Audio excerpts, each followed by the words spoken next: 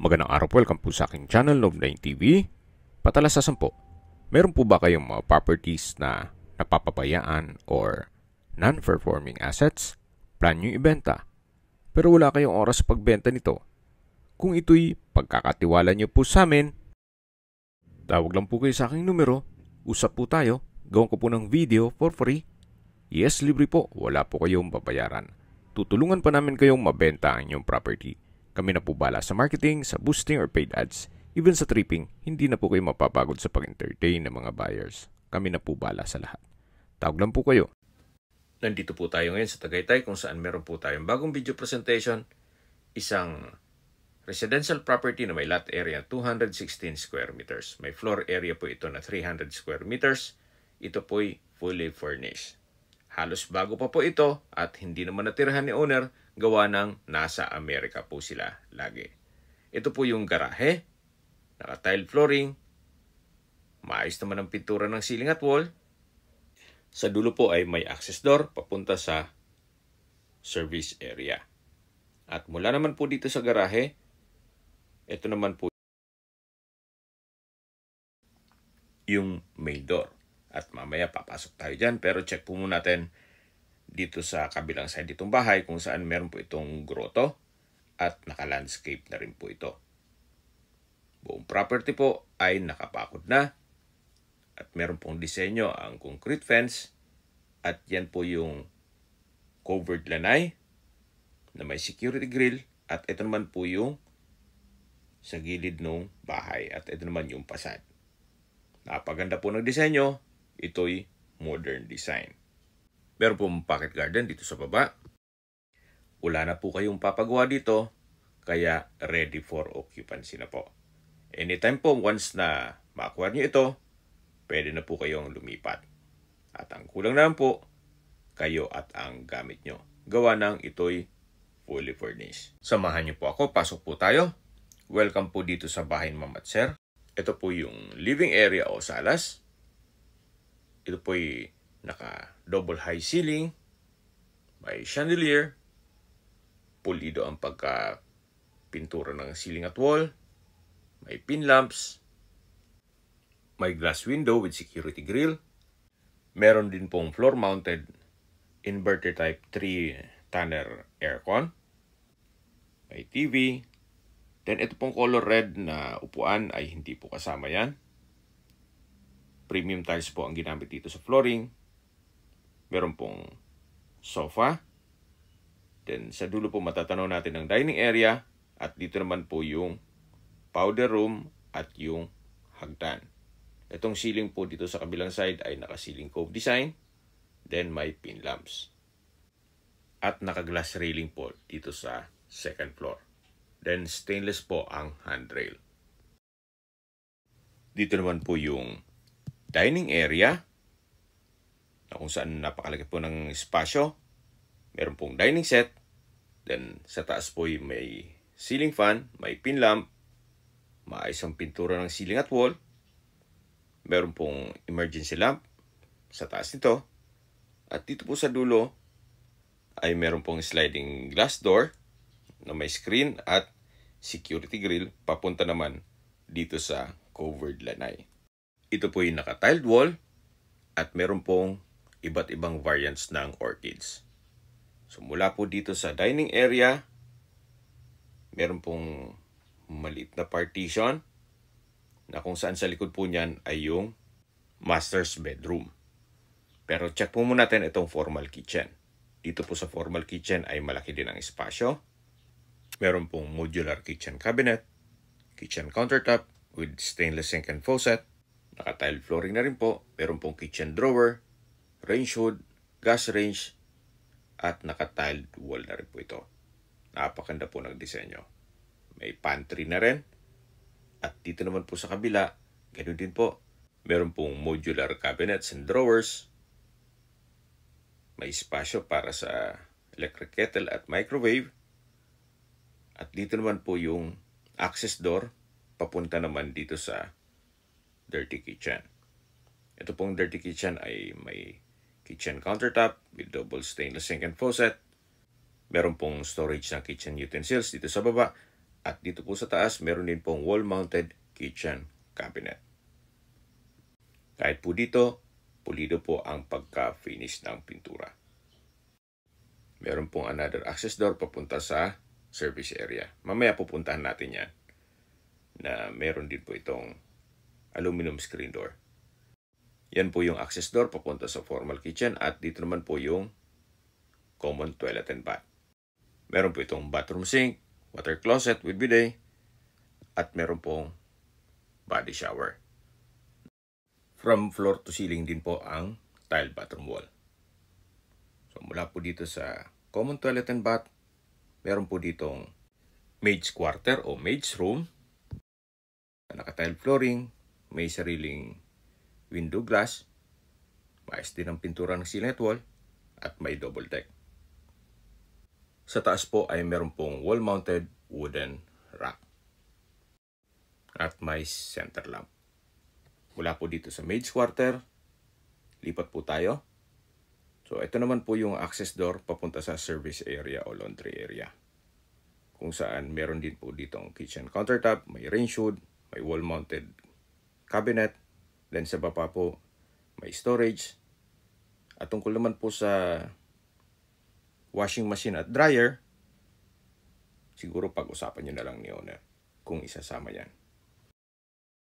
At dito naman po naka-tiled countertop, then may range hood, naka-tiled flooring, at ito naman po yung understair storage na malaki din po ang espasyo niyan.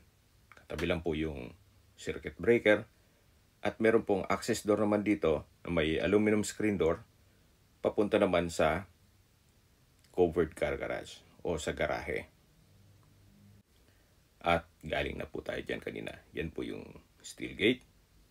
Then naka-tile flooring na rin po dito at dito po sa kabilang side ay naka-landscape. May security grill na rin po dito. Balik po ulit tayo dito sa loob. Ito po ulit yung service area. Then pagpasok po natin dito, dito naman yung dirty kitchen at sa dulo yung maid's quarter. At ito naman po yung formal kitchen. Mula po dito sa formal kitchen, yan po yung dining area at ito naman po yung master's bedroom.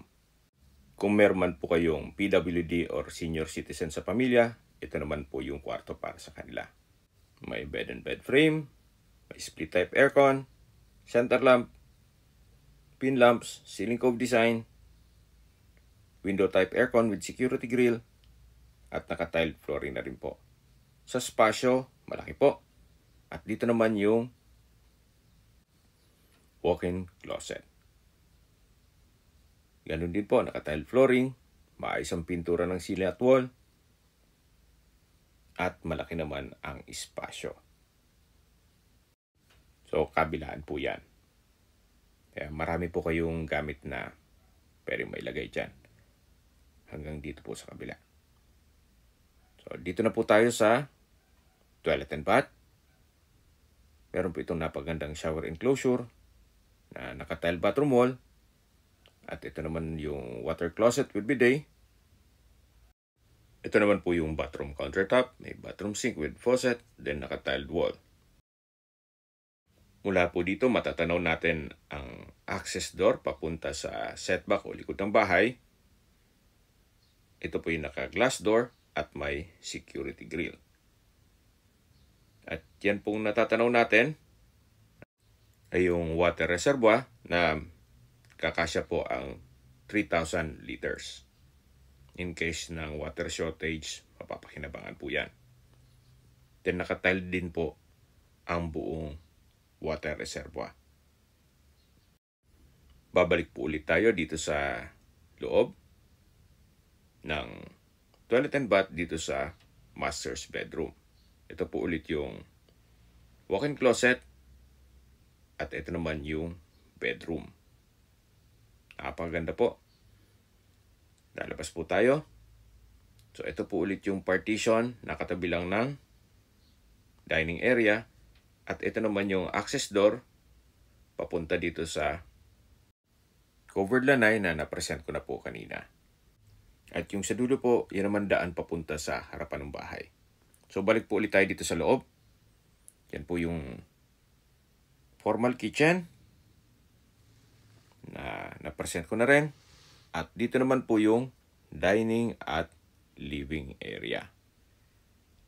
So mula po dito sa hagdan, at mamaya aakyat tayo dyan, pakita ko muna sa inyo yung powder room. Napaganda po nitong disenyo nitong pintuan. Naka wooden and glass door. Sliding po yan. Dito naman po ay may bathroom sink, may water closet with bidet, naka-tile bathroom wall, at may bathroom window. Napaganda po ng disenyo nitong tile bathroom wall. Labas po tayo para akyat na tayo dito sa second floor. Ito pong hagdan ay naka-wooden staircase, glass railing, at stainless handrail. Meron po itong staircase window with security grill. May wooden rack sa kanto. At ito pong staircase wall ay pulido ang pagkapintura. At dito na po tayo sa second floor kung saan ito po yung family area. Napakalaki po ng espasyo.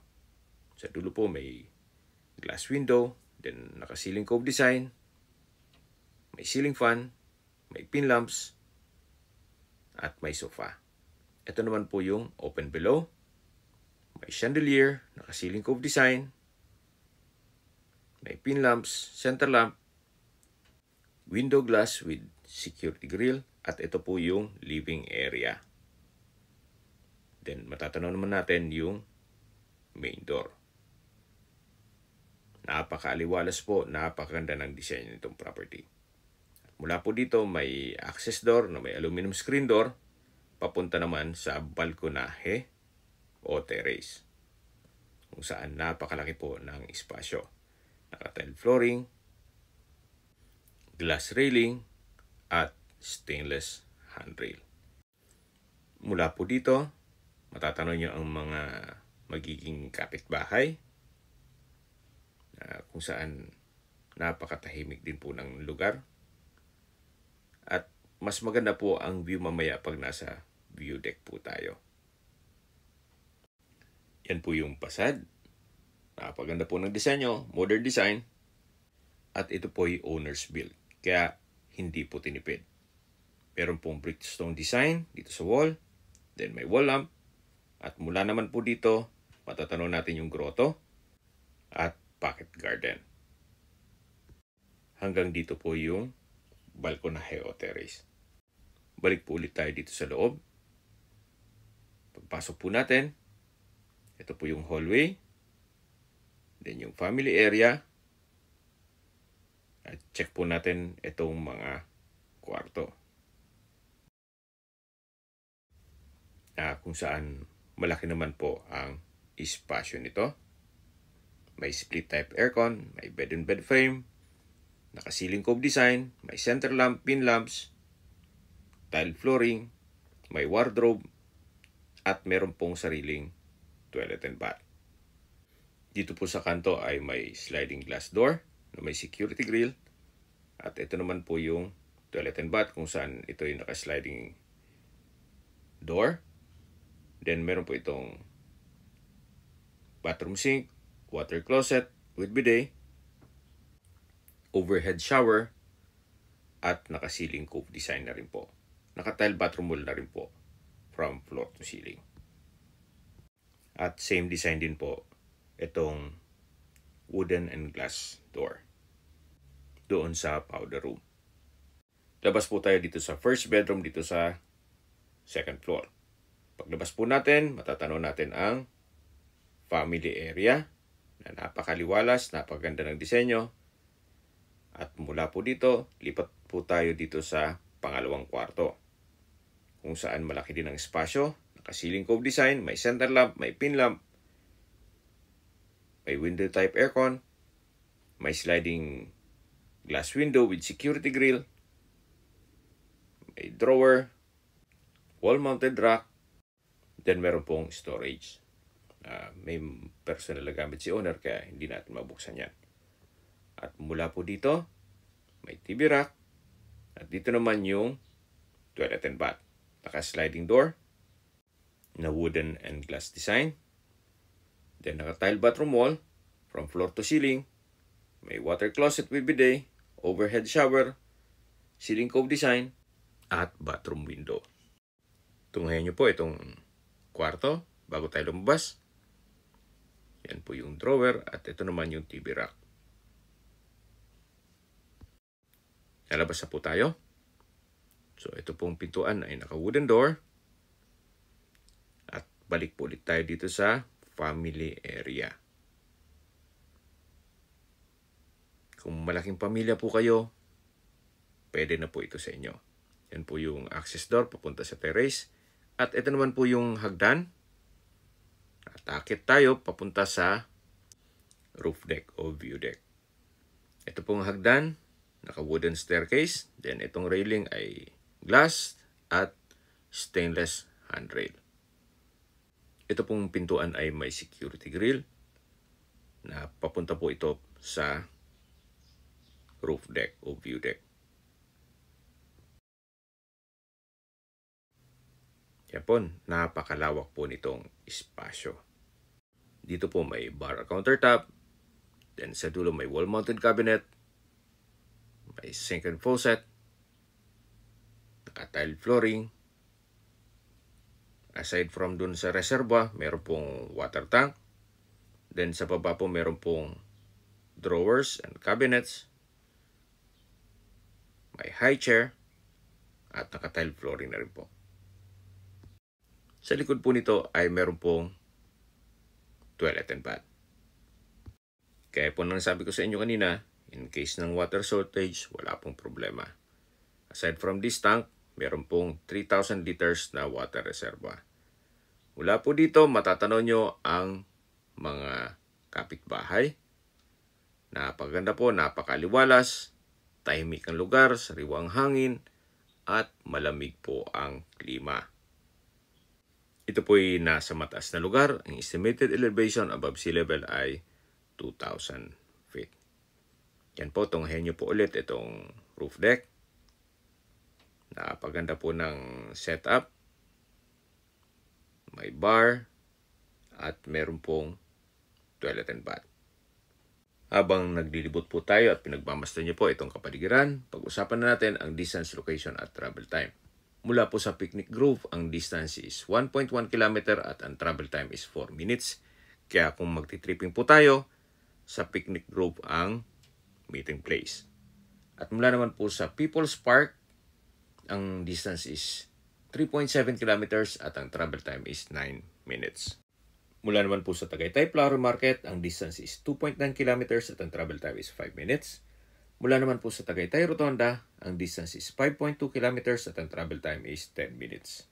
Sa Tagaytay Rotonda po ay kumpleto na rin gaya ng malls, hotels, restaurants, banks, schools, church, at hospital. Yan po yung lagi kong binabanggit sa aking video na dapat nyo i-consider sa paghanap ng property, yung meron pong malapit na hospital.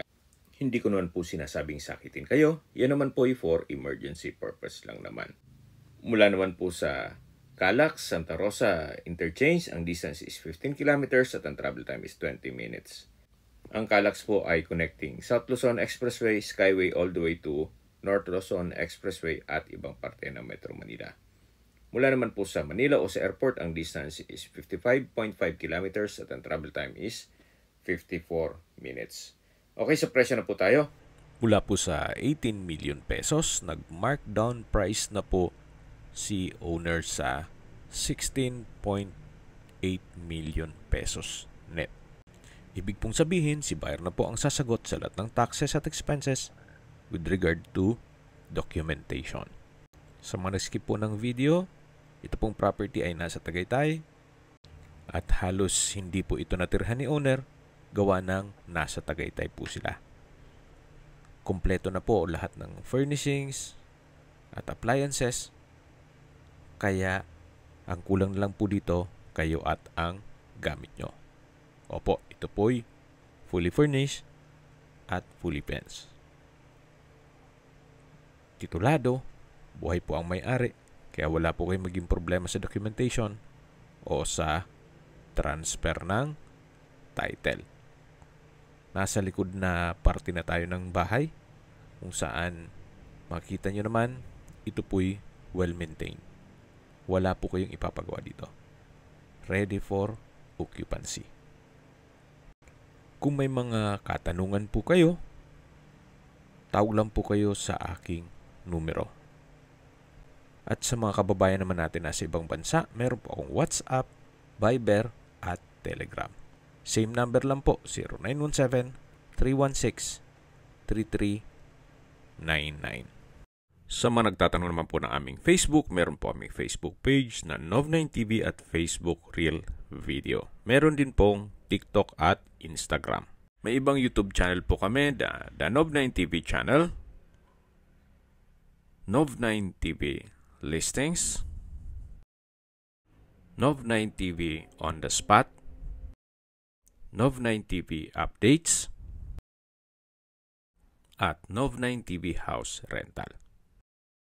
Sana po naibigyan nyo ang video presentation. Paki-like and subscribe na lang po sa aking channel para ma-update din po kayo sa aking future listings. Kung sakali po hanap nyo yung mas malaking sukat ng lupa, meron din po kami ibang listings na pwede nyong pagpilian. Huwag po kayong mag-atubiling tumawag sa amin. Then, let us know your budget para malaman namin kung anong property pwede naming ilog sa inyo. Sa lahat pong viewers, subscriber at nagtiwala po sa amin, salamat po sa suporta. Ingat po kayo lagi at yung pamilya. Maraming salamat po.